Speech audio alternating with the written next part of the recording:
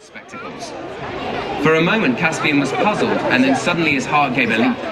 "Do you mean," he gasped, "that there were other things? Do you mean it was like in the stories where they're—" "Hush," said Dr. Cornelius, laying his head very close to Caspian's. "Not a word more. Don't you know your nurse was sent away for telling you about old Narnia? The king doesn't like it. If he found me telling you secrets, you'd be whipped, and I should have my head cut off." "But why?" asked Caspian. "It is high time we turn to grammar now," said Cornelius in a loud voice. "Will your Royal Highness be pleased to open Pulver Lentus Siccus at the 4th page of his grammatical garden, or the Arbour of Accidents pleasantly open to tender wits?" After that, it was all nouns and verbs till lunchtime, but I don't think Caspian learned much. He was too excited.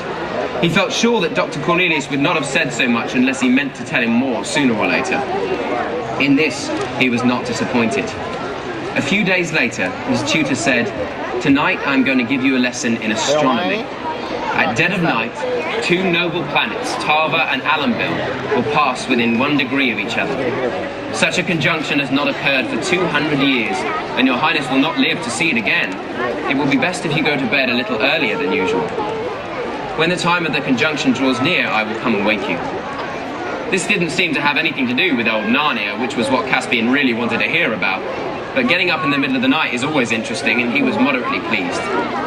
When he went to bed that night, he thought at first that he would not be able to sleep, but he soon dropped off, and it seemed only a few minutes before he felt someone gently shaking him. He sat up in bed and saw that the room was full of moonlight. Dr. Cornelius, muffled in a hooded robe and holding a small lamp in his hand, stood by the bedside. Caspian remembered at once what they were going to do. He got up and put on some clothes.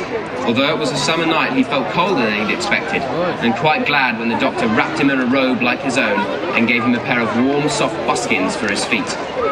A moment later, both muffled so that they could hardly be seen in the dark corridors, and both shod so that they made almost no noise, master and pupil left the room.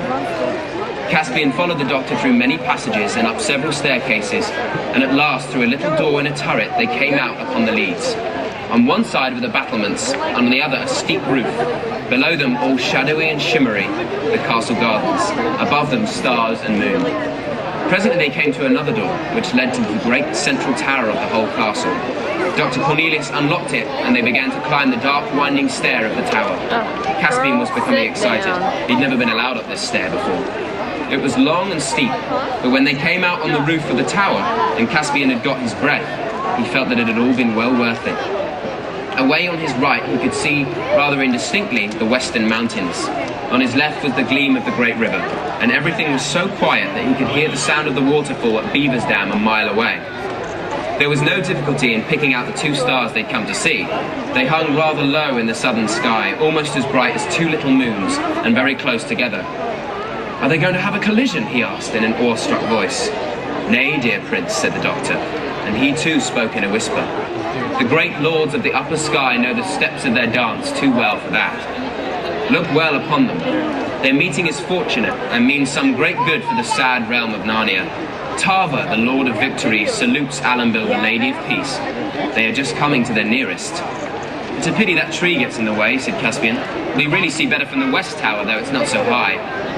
Dr. Cornelius said nothing for about 2 minutes, but stood still with his eyes fixed on Tava and Alambil. Then he drew a deep breath and turned to Caspian. "There," he said, "you have seen what no man now alive has seen, nor will see again. And you're right, we should have seen it even better from the smaller tower. I brought you here for another reason." Caspian looked up at him, but the doctor's hood concealed most of his face. "The virtue of this tower," said Dr. Cornelius, "is that we have 6 empty rooms beneath us and a long stair, and the door at the bottom of the stair is locked. We cannot be overheard." "Are you going to tell me what you wouldn't tell me the other day?" said Caspian. "I am," said the doctor. "But remember, you and I must never talk about these things except here on the very top of this great tower." "No, that's a promise," said Caspian. "Do go on, please." "Listen," said the doctor. "All you've heard about old Narnia is true. It is not the land of men. It is the country of Aslan, the country of the walking trees and visible naiads, of fauns and satyrs, of dwarves and giants, of the gods and the centaurs, of talking beasts. It was against these that the first Caspian fought. It is you Telmarines who silenced the beasts and the trees and the fountains, and who killed and drove away the dwarves and fauns, and are now trying to cover up even the memory of them. The king does not allow them to be spoken of. Oh, I do wish we hadn't, said Caspian, and I am glad it was all true, even if it is all over. Many of your race wish that in secret, said Dr. Cornelius. But doctor, said Caspian, why do you say my race? After all, I suppose you're a Telmarine too. Am I? Said the doctor. Well, you're a man anyway, said Caspian. Am I? Repeated the doctor in a deeper voice, at the same moment throwing back his hood so that Caspian could see his face clearly in the moonlight. All at once, Caspian realized the truth and felt that he ought to have realized it long before. Dr. Cornelius was so small and so fat and had such a very long beard, two thoughts coming to his head at the same moment. One was a thought of terror. He's not a real man, not a man at all, he's a dwarf, and he's brought me up here to kill me. The other was sheer delight. There are real dwarves still, and I've seen one at last.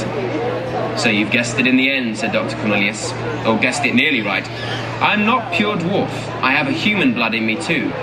Many dwarves escaped in the great battles and lived on, shaving their beards and wearing high-heeled shoes and pretending to be men. They've mixed with your Telmarines. I am one of those, only a half-dwarf. And if any of my kindred, the true dwarves, are still alive anywhere in the world, doubtless they would despise me and call me a traitor. But never in all these years have we forgotten our own people and all the other happy creatures of Narnia and the long-lost days of freedom. I'm sorry, Doctor, said Caspian. It wasn't my fault, you know. I'm not saying these things in blame of you, dear Prince, asked the Doctor. You may well ask why I say them at all, but I have two reasons. Firstly, because my old heart has carried these secret memories so long that it aches with them and would burst if I had not whispered them to you. But secondly for this, that when you become king, you may help us, for I know that you also, Telmarine though you are, love the things of old. I do, said Caspian, but how can I help? You can be kind to the poor remnants of the dwarf people like myself. You can gather learned magicians and try to find a way of awakening the trees once more. You can search through all the nooks and wild places of the land to see if any fauns or talking beasts or dwarves are perhaps still alive in hiding. Do you think there are any? Asked Caspian eagerly. I don't know, said the Doctor with a deep sigh.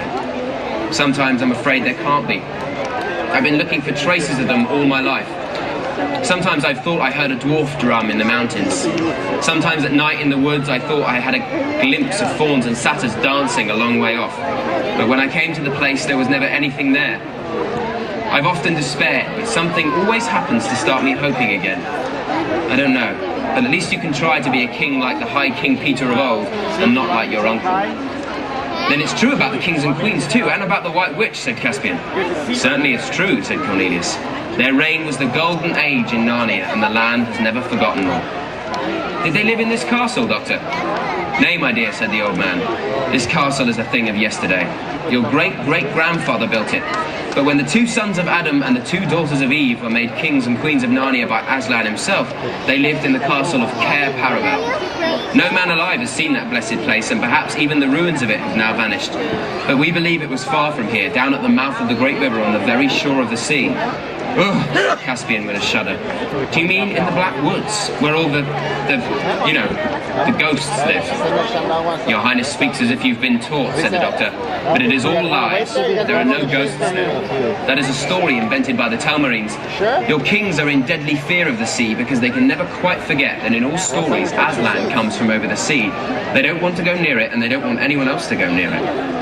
So they've let great woods grow up to cut their people off from the coast.